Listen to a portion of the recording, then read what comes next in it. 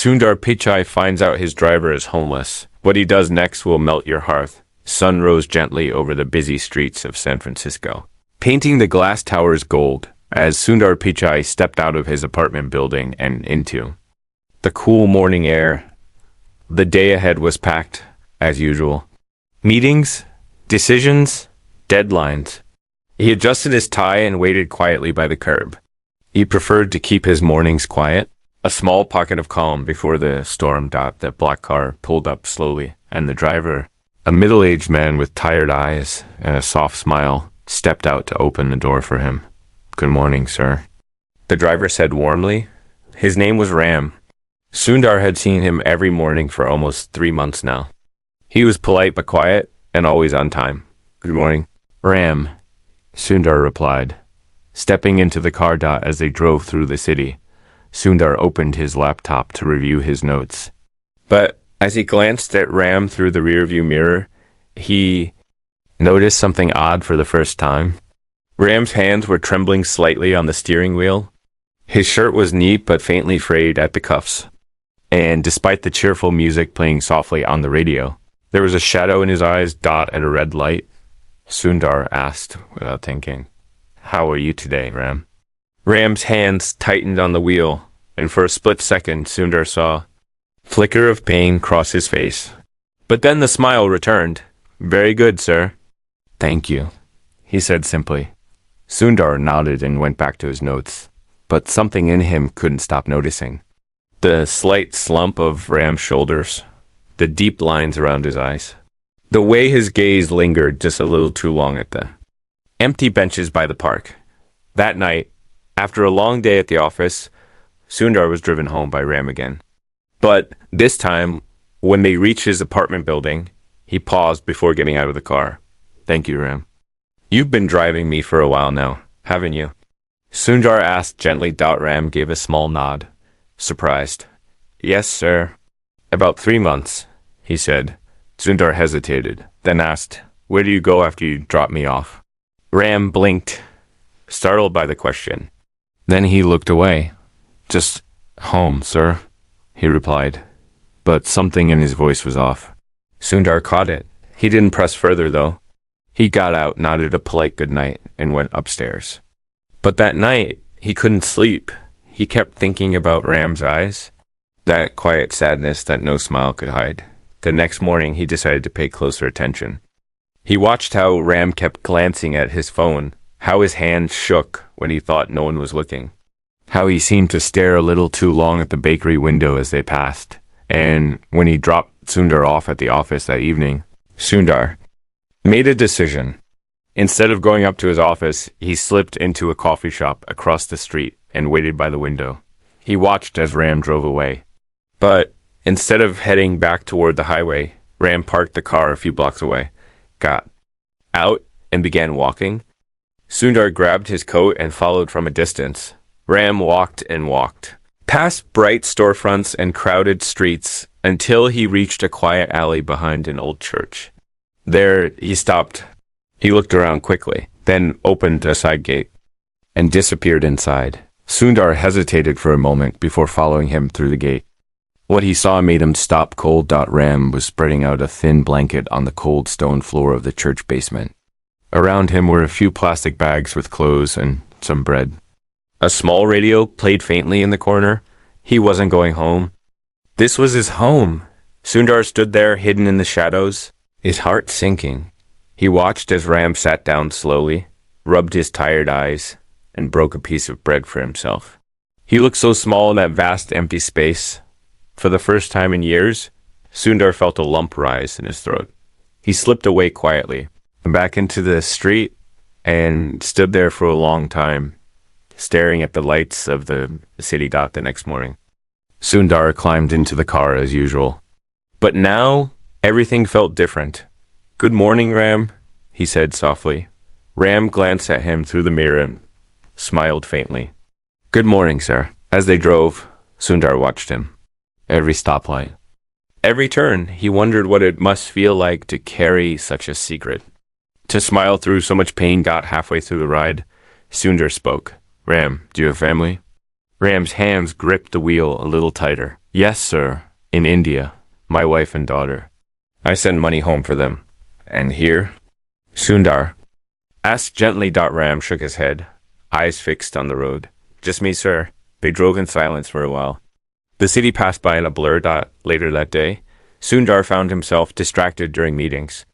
He kept thinking about Ram, alone in that cold church basement, sleeping on the floor so he could send money home. That evening, when Ram picked him up, Sundar made another decision. Instead of giving his usual destination, he leaned forward, said quietly, Ram, drive me to where you stay. Ram stiffened. His eyes darted to the mirror, wide and uncertain. Sir? Please, Sundar said. His voice calm but firm. Ram hesitated, then nodded silently. They drove in silence to the church. Sundar followed Ram through the gate again, this time openly. When they entered the basement, Sundar looked around slowly, taking it all in. The thin blanket, the cold floor, the quiet loneliness of it all. Ram stood, awkwardly, looking down. I'm sorry, sir, he murmured. I didn't mean for you to see this. It's better than the street. Sundar shook his head, his eyes soft. Don't apologize, he said quietly. He stepped closer, studying the faint bruises under Ram's eyes, the tired lines of his face. How long have you been here? Almost a year, Ram admitted, his voice barely above a whisper. Sundar felt a knot in his chest. Why didn't you tell anyone? Yes. Ram gave a sad smile. What would I say, sir? I am just a driver. No one cares about a driver. The words hung in the air like a heavy weight. Sundar stood there for a long moment, silent. Then he looked at Ram with quiet determination. You're wrong, he said softly. Someone does. Ram blinked, startled.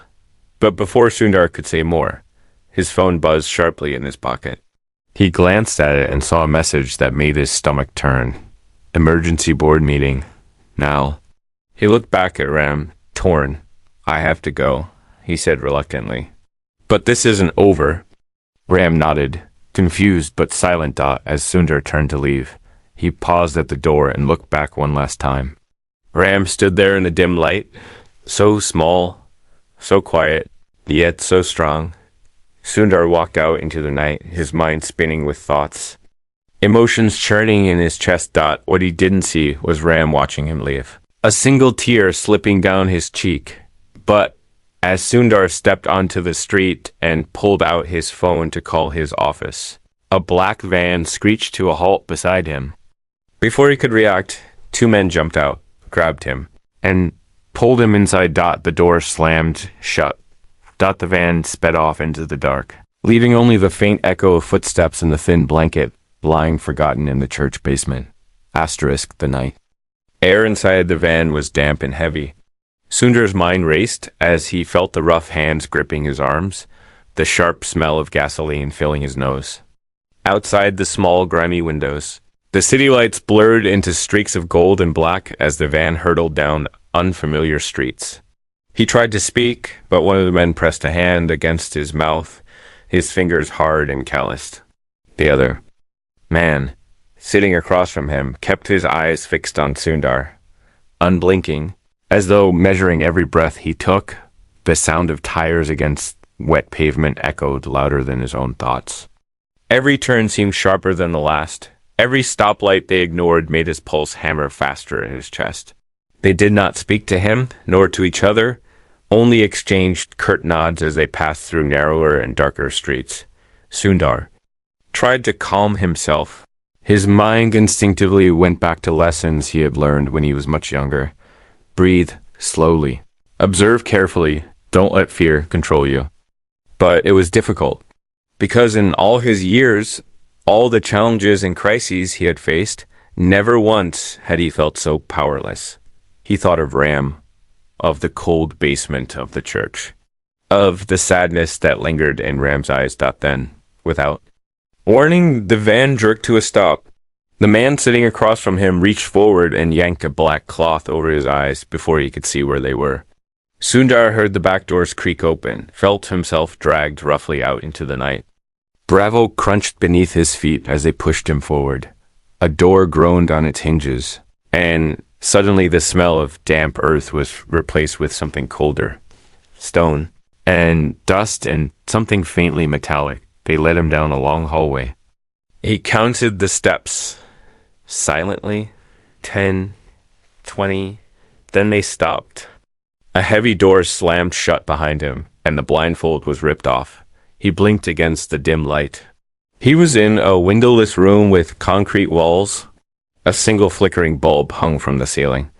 A table stood in the middle, and behind it sat a man Sundar had never seen before. Tall, thin, with sharp cheekbones and eyes like shards of glass. The man studied him in silence, his fingers tapping slowly on the table. "Mr. Pichai," the man said, finally, his voice low and deliberate. "You're a difficult man to catch." Sundar stared back, his throat dry. "Who are you?" he asked quietly. The man smiled faintly. "That doesn't matter. What matters is that you're here, and now you're going to help me." Sundar didn't answer. His mind was already searching, thinking of ways to buy time, to figure out what they wanted. The man leaned forward, his eyes glinting. "You think you're untouchable because of who you are. But everyone has a weakness, Mr. Pichai. Even you." He slid a thin folder across the table. Sundar hesitated, then opened it. Inside were photographs. Grainy, but clear enough. His family, his office, his apartment. And then, to his shock, a photograph of Ram sitting on his thin blanket in the church basement. Sundar's chest tightened. "You see," the man said softly, "we know everything. About you. About all of it." He straightened, his face hardening.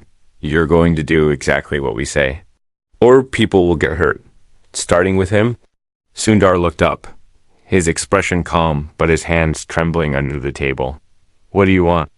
he asked, his voice low. The man leaned back, his smile cold. "You'll find out soon enough," he said. Then he nodded to the men standing by the door. They grabbed Sundar again, blindfolded him, and dragged him out of the room. This time the walk was shorter.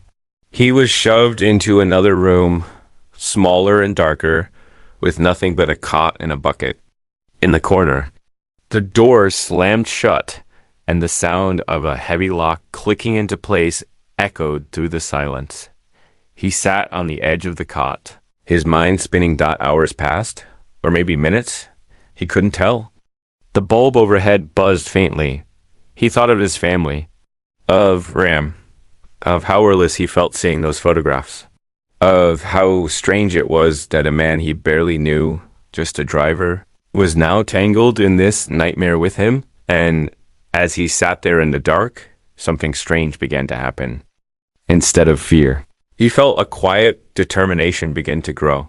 He wasn't just going to sit here and wait. He stood, walked to the door, pressed his ear against it. Faint voices outside. Footsteps. Nothing else. He backed away, sat down again, and closed his eyes. He needed to conserve his strength. But as he sat there, he noticed something odd. The corner of the room, near the floor, where the wall met the ground, there was a small crack. And from that crack came a faint draft of air. He crouched, pressed his fingers against it, and found that the piece of concrete was loose. He worked at it quietly, carefully. After what felt like an eternity, the piece came free, revealing a narrow opening, just big enough to crawl through. He hesitated. It was risky, but staying here was worse. Taking a deep breath, he squeezed himself through the opening. The air was damp and cold. He crawled forward, his hands scraping against stone. The tunnel was dark, twisting, but he kept moving, kept going. Behind him, faintly, he thought he heard voices shouting. He didn't stop. Finally, after what felt like hours, he saw a faint light ahead. He crawled faster, ignoring the pain in his knees and hands. The tunnel opened into another room, empty, quiet. With a door at the far end, he pushed the door open slowly and stepped out into the night air. He was outside, somewhere in the outskirts of the city, near the edge of a forest. The air smelled of pine and rain. He didn't stop to rest. He started walking, keeping to the shadows, his mind focused on one thing, getting back to the city, finding Ram, and finding out who was behind. All this, he walked for what felt like hours, through mud and darkness, until he saw faint lights in the distance. A road. He climbed the embankment and stumbled onto the pavement, and then he froze. A black car was parked just ahead. And leaning against it, as though waiting for him, was Ram. But something was wrong. Ram's face was bruised, his shirt torn, and his hands were tied behind his back.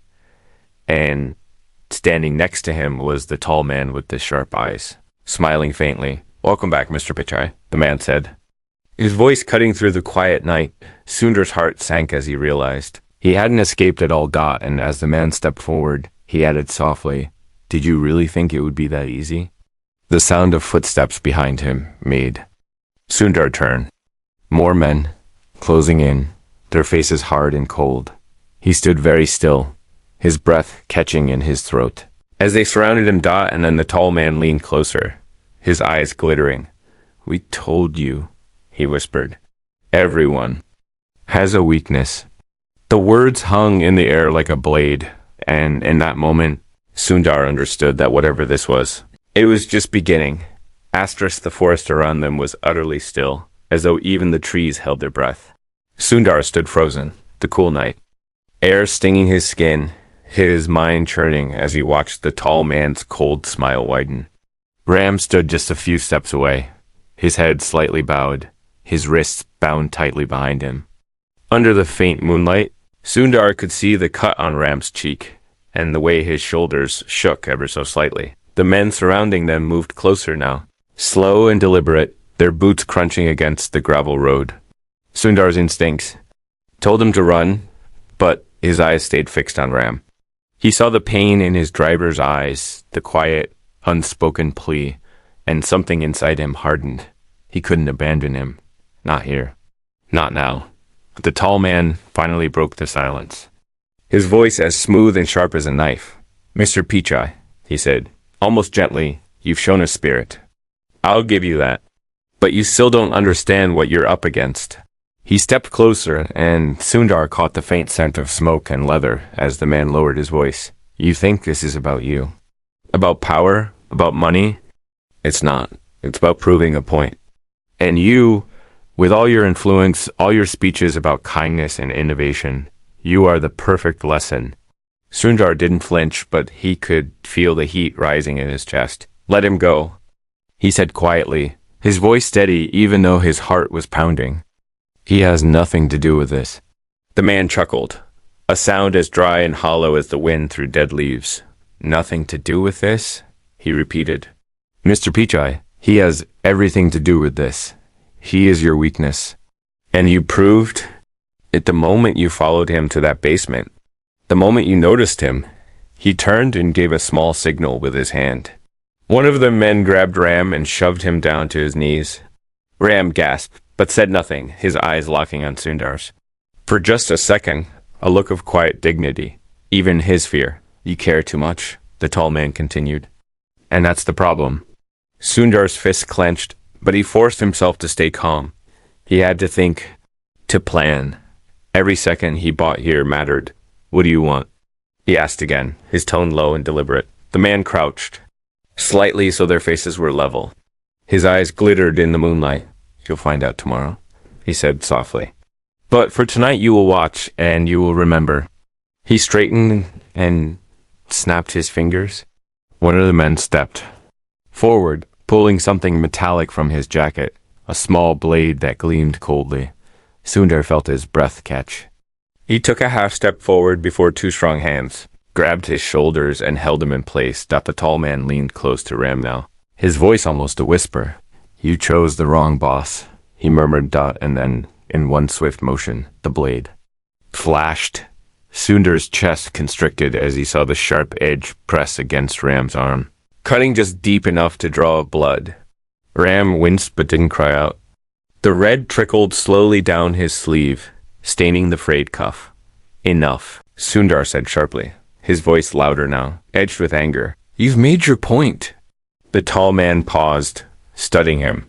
For a long, tense moment, no one moved. Then he gave a faint nod, and the man with the knife stepped back. You're right, the tall man said finally. We wouldn't want to damage the lesson before it's fully learned. He turned and walked toward the car, gesturing for his men to follow. But just as he reached the door, he stopped and glanced back over his shoulder. One more thing, he called softly. If you try to run again, if you make me come find you, next time I won't stop them. The words hung in the air like a shadow dot. Then he climbed into the car, and with a roar of the engine, the black vehicle disappeared into the dark road, leaving only silence and the faint smell of exhaust behind. Sundar knelt beside Ram immediately, his hand shaking as he untied the ropes. Are you hurt badly? He asked, his voice tight with concern. Ram shook his head faintly, though his skin was pale and slick with sweat. Just a scratch, he murmured, though his voice trembled. I'm fine, sir. But as Sundar helped him to his feet, he could feel how unsteady Ram was, how cold his hands had become. We need to move, Sundar said quietly. Now, Ram nodded, his breath ragged. Together they stumbled into the shadows of the forest, away from the road. Branches snagged at their sleeves, and the uneven ground threatened to trip them at every step. But they kept going. After what felt like an eternity, they reached a small clearing and sank to the ground beneath a large tree. The air smelled of damp earth and pine, and for a moment neither of them spoke. Finally, Ram broke the silence. Sir? He said softly, his voice low and full of something Sundar couldn't quite name. You shouldn't have followed me that night. You shouldn't have gotten involved. This is bigger than either of us. Sundar shook his head slowly, his gaze steady on Ram. Maybe, he said quietly, but it doesn't matter. No one deserves to go through this. Not you. Not anyone. Ram looked down, his hands clenched in his lap. Asterisk. You don't understand, he murmured. These men, they're not just after money. They want to ruin you. And if they can't hurt you directly, they'll hurt everyone around you. People like me are just easy targets. Sundar's jaw tightened. Then we won't let them win, he said simply. Ram looked up, startled by the quiet certainty in Sundar's voice. Asterisk. For a moment, they just sat there, the faint sounds of the forest around them. Then Sundar stood slowly, his expression resolute. We need to get back to the city, he said. We need help. And we need to find out who they are? Ram hesitated, then nodded, struggling to his feet. But just as they began to move again, a faint rustle in the underbrush made them stop cold. They froze, straining to listen. And then a voice, low and mocking, cut through the darkness. Going somewhere. Mr. Pichai? They turned slowly to see the tall man standing at the edge of the clearing, his sharp eyes glinting like a predator single quotes S. around him. More figures emerged from the shadows, encircling them, their faces blank and unreadable. The tall man stepped forward, his smile as cold as ever. You really thought you could slip away again? He asked softly, almost amused. Sundar's heart sank as he realized the truth. They had never left. The men had been watching them the whole time, letting them believe they had escaped. The tall man stopped just a few feet away, his voice dropping to a whisper that seemed to fill the clearing. I told you, he said, his tone almost gentle. This is just the beginning. And then, with a snap of his fingers, the circle closed in. Asterisk, the circle of men tightened around them, their heavy boots sinking into the soft forest floor. Sundar could feel Ram trembling faintly beside him, though the driver kept his chin lifted, refusing to look down. The tall man stood just a few steps away now, his silhouette framed by the faint glow of moonlight breaking through the canopy. The forest itself seemed to hold its breath, as though the air had grown too heavy for even the trees to move. For a long moment, no one spoke. The only sounds were the faint rustle of wind through the leaves and the steady thudding of Sundar's own heartbeat in his ears.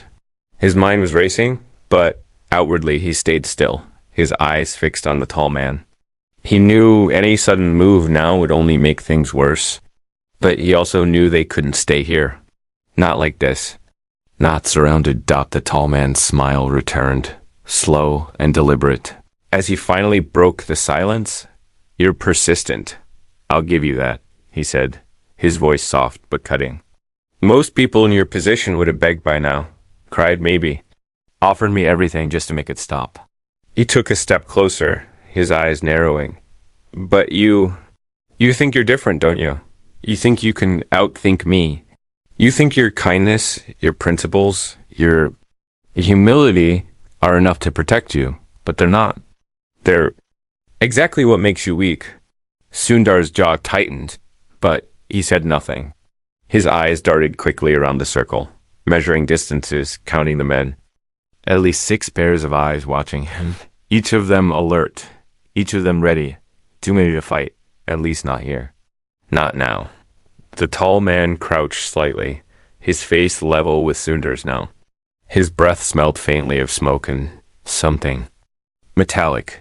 "You see," he whispered, "I don't even need to touch you. All I have to do is hurt him." He nodded toward Ram, whose face tightened but who remained silent. His shoulders squared despite the fear in his eyes, and watching. "You watch him," the man continued, "is all the leverage I'll ever need." He straightened again, giving a small, cold laugh. "But enough talk. You've wasted enough of my time tonight. Tie them both." 2 of the men stepped forward with coarse ropes, their movements efficient and unhurried. Ram glanced at Sundar. Briefly, just a flicker of a look, and Sundar saw it. That quiet apology in his driver's eyes. That unspoken guilt, as though this was somehow his fault. But Sundar shook his head slightly. Just enough for Ram to notice. No, this wasn't his fault. The ropes bit into Sundar's wrists as they were pulled tight, rough against his skin. He felt his circulation slow, his fingers already starting to numb. Ram was tied next to him. His hands bound so tightly his knuckles turned white. The tall man nodded once, satisfied. "Take them," he ordered, his tone now all business. They were marched through the forest, the group moving silently except for the crunch of boots and the occasional snap of a branch underfoot. The moon disappeared behind a thick layer of clouds, plunging the path into near darkness. Sundar stumbled more than once but kept his footing, his mind working furiously even as his hands throbbed against the ropes. Finally they reached a clearing where a second black van waited. Its engine idled softly, casting faint plumes of exhaust into the cold air. The back doors were thrown open, and Sundar was pushed inside first, Ram following close behind. The doors slammed shut, and the van lurched forward inside. It was quiet. Sundar sat against the wall, feeling the vibration of the road through the floor, listening to the muffled voices of the men in the front seat. He turned his head slightly, toward Ram, who was sitting stiffly beside him, his eyes on the floor. "Are you hurt?" Sundar asked, his voice barely above a whisper. Ram shook his head faintly. "Not yet." He murmured. Sundar let out a slow breath, trying to keep his own fear contained. His thoughts darted to his family, to his office, to everything he had worked for all these years. But most of all, they returned to the church basement.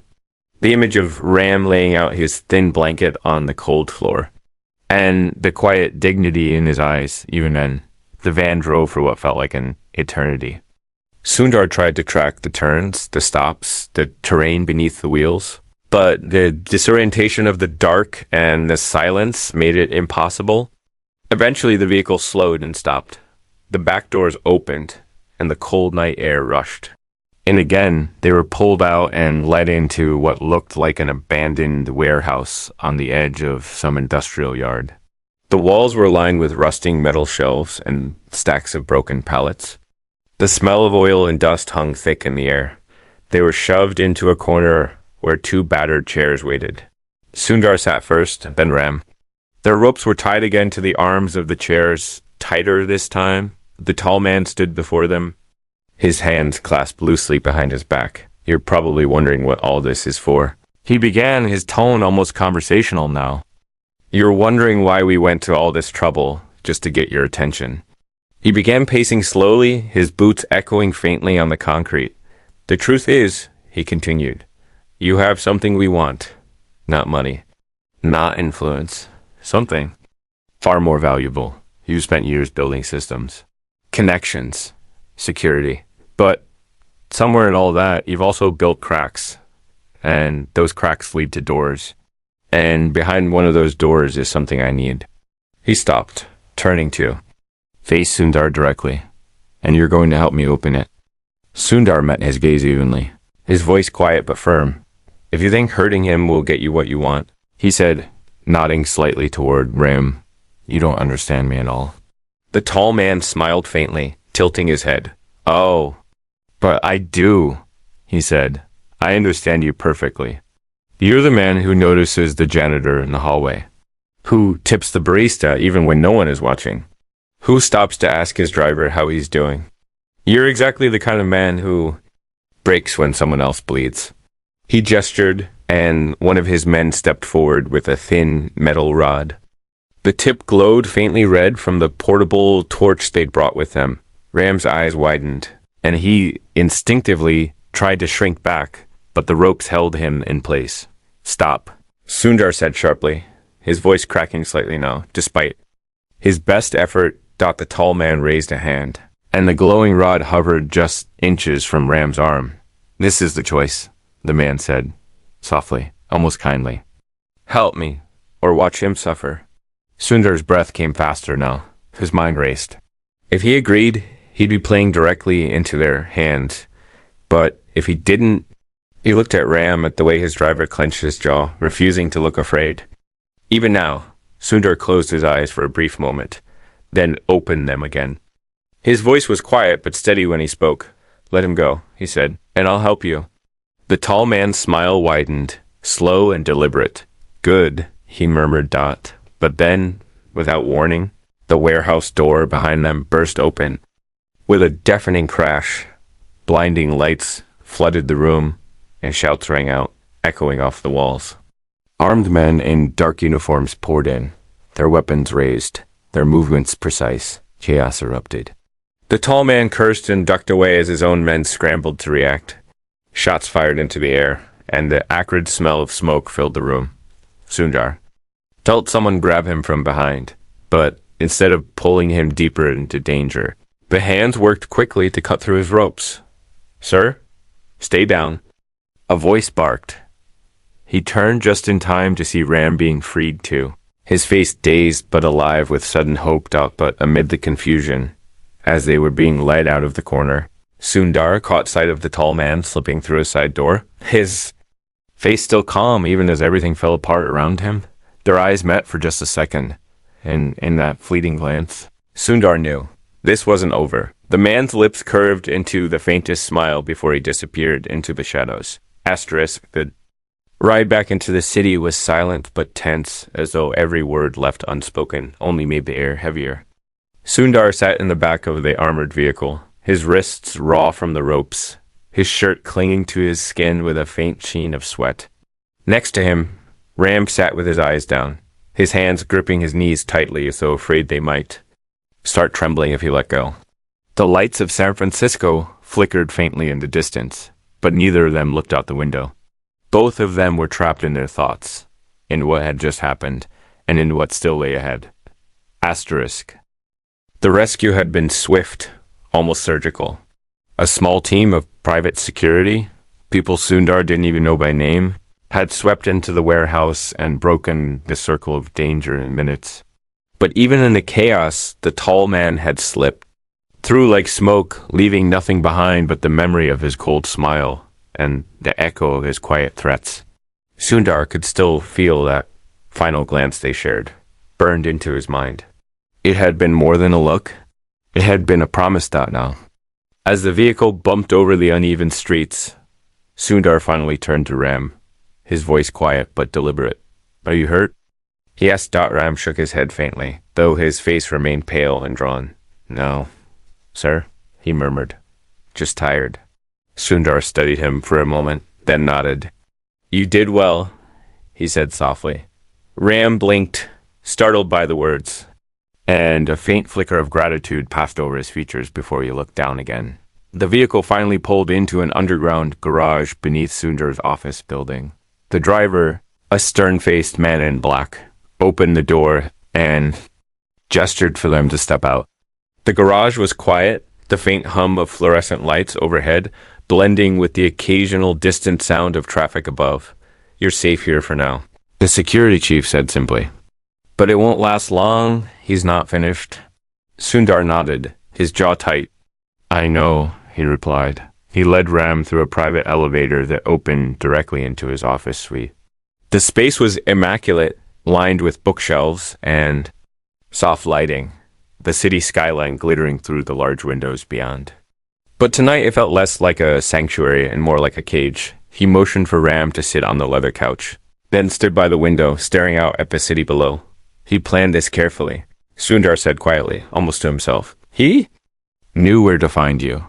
He knew where to find me. And he knew exactly how to hurt me without laying a finger on me." Ram sat stiffly on the couch, his hands clasped together, his shoulders hunched. "I don't understand, sir," he said at last, his voice hoarse. "Why me? Why involve me? I'm nobody." Sundar turned slowly, his eyes narrowing slightly. "That's exactly why," he said. "Because they think you don't matter. They think no one will notice if you're hurt. But they're wrong." He crossed the room and crouched in front of Ram, his voice dropping to a low intensity that surprised even himself. "You matter, Ram," he said. "You've been carrying the weight of 2 lives, yours and your family's, without anyone even seeing it.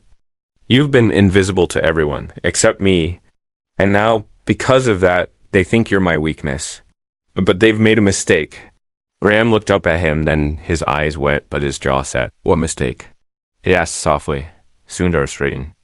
Slowly, his expression calm but fierce, "Underestimating both of us," he replied. He turned and picked up his phone, dialing a private line. After a few moments, a woman's voice answered. "It's me," Sundar said briskly.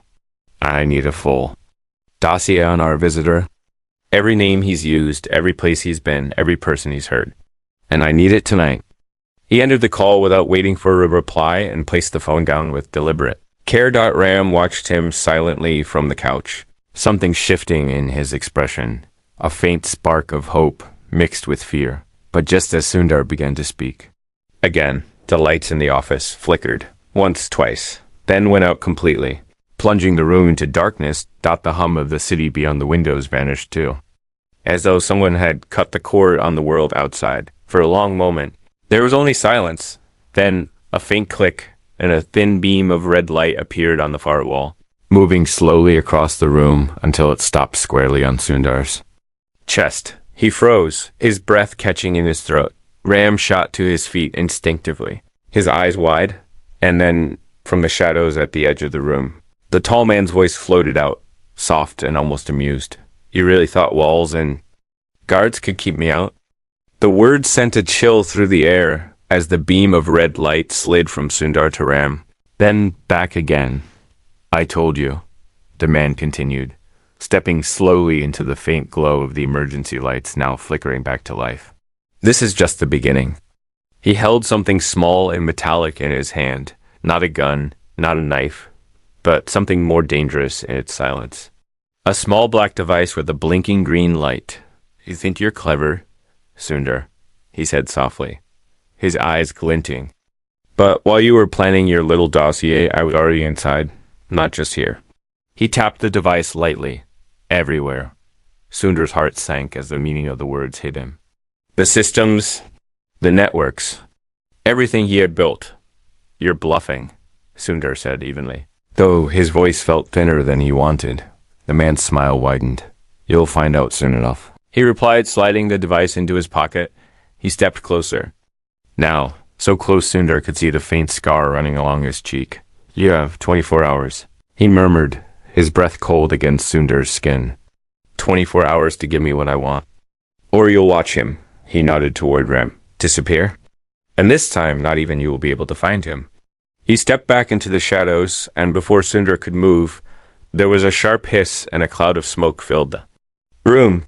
Ram coughed and stumbled back as alarms began to wail faintly from somewhere below. When the smoke cleared, the tall man was gone. Sundar stood there, frozen, his mind already working, already calculating, but also knowing deep down that he had just lost another round out behind him. Ram's voice finally broke the silence, quiet and full of dread. What do we do now? Sundar turned slowly, his expression grim but resolute. Now, he said quietly, we stop playing defense. But even as he spoke the words, he knew the clock had already started ticking. And somewhere out there in the darkness, the man was waiting. Asterisk, the night sky above the city was cloudless, scattered with faint stars that seemed too distant to matter now. From the window of his office, Sundar stood motionless, staring down at the streets below. His reflection in the glass looked tired, older somehow, but his eyes burned with quiet determination. The clock on the wall ticked softly each second, louder than the last in the stillness of the room. Somewhere out there, the man was waiting. And somewhere out there, the countdown to 24 hours was already halfway spent out behind him. Ram sat on the edge of the leather couch, still in the same torn shirt, his shoulders stiff and his eyes hollow. He had barely spoken since the tall man vanished into the smoke. Every now and then, his hands would tighten on his knees, as though he was bracing himself for something that might come crashing down at any moment. But he didn't complain. He didn't ask to leave. He stayed. Sundar finally turned away from the window, walking to the center of the room with steady, measured steps. He picked up his phone and spoke into it quietly. Bring me the file, he said. Within minutes, the security chief entered, carrying a thick folder with a faint metallic seal on the cover. He handed it over without a word and left just as quickly. Sundar sat at his desk, flipping the pages slowly. Each sheet was heavier than the last. Photographs, records, names, addresses, all of them connected to the tall man, weaving a quiet web of cruelty and control that stretched far beyond anything Sundar had imagined. But at the heart of it all, one name kept appearing, one door hidden behind many others. And now he knew exactly where to knock. He looked up at Ram then, his voice quiet but firm. It ends tonight, he said. Ram blinked, startled by the finality in his tone. Sir? He asked softly. Sundar stood, closing the file and tucking it under his arm. We're going to him, he said simply, not waiting anymore. An hour later, they stood outside a forgotten building on the edge of the city, an old warehouse dressed up as a shipping office, its windows dark and its door guarded by nothing more than silence. Sundar's private team had swept the area, already clearing paths and disabling what few cameras there were. Now it was just him and Ram standing before the door, two figures under the pale glow of a single light bulb overhead. Are you ready? Sundar asked quietly. Ram hesitated for only a moment before nodding. With you, he said. Together they stepped inside. The air was cool and faintly metallic, smelling of dust and secrets. Their footsteps echoed softly against the concrete floor. In the distance, at the far end of the cavernous room, a faint light spilled out from beneath another door. Sundar walked toward it slowly, each step deliberate, each breath measured. Ram stayed close behind, silent, but steady. When they reached the door, Sundar didn't knock. He simply pushed it open and stepped through. The tall man was waiting, sitting at a long table covered with maps and screens and strange black devices. That hummed faintly. He didn't look surprised. In fact, his thin smile deepened as Sundar entered. On time, he murmured. Good. Sundar didn't sit. He stood on the opposite side of the table, his file in hand. You wanted me here, Sundar said quietly. So here I am, but it's over. The man chuckled faintly, leaning back in his chair. Oh, he said, and why is that? Without a word, Sundar opened the file and slid it across the table. The tall man glanced down, his expression still calm until his eyes caught what lay within. For the first time, a faint crack appeared in his composure, the smallest narrowing of the eyes, the tiniest shift of the jaw. You underestimated me, Sundar said, his voice low but steady. You thought fear would make me weak, but fear is not weakness. It's information. He leaned forward slightly,